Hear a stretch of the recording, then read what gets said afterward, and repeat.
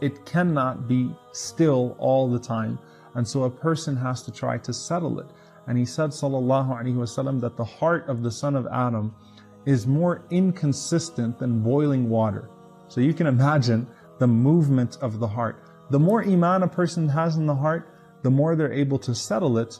But the heart is always moving. And if you stop settling it, if you stop filling it with iman to keep it still, then it's inevitable that it's going to turn, and you will not be able to control the degree to which it turns and how far it will go or where it turns to.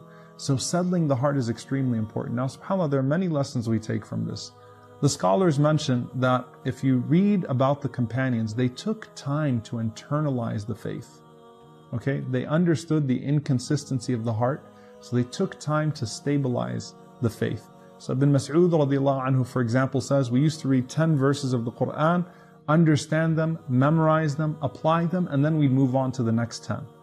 Think about then the Khawarij, the extremists that the Prophet ﷺ mentioned, that recite plenty of Quran, but it does not go beyond their throats. You know, there's a saying that extremists are blinded by the light, they're not guided by the light. What happens if water keeps on boiling?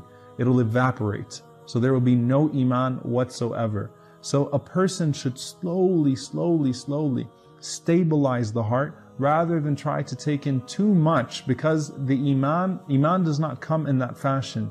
Iman grows gradually. You don't suddenly jump in and take it all in.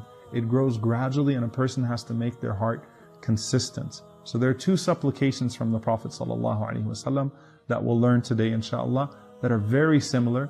And a person might think that they mean the exact same thing, but there's a subtle lesson that we can take in the difference.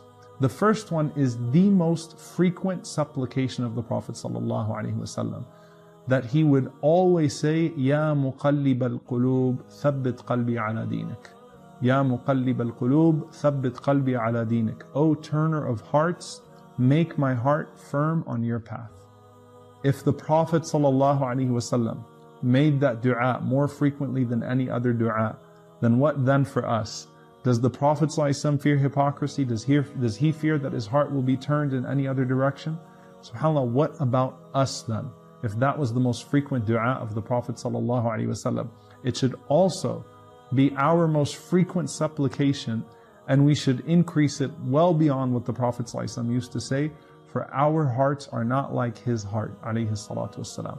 Now there's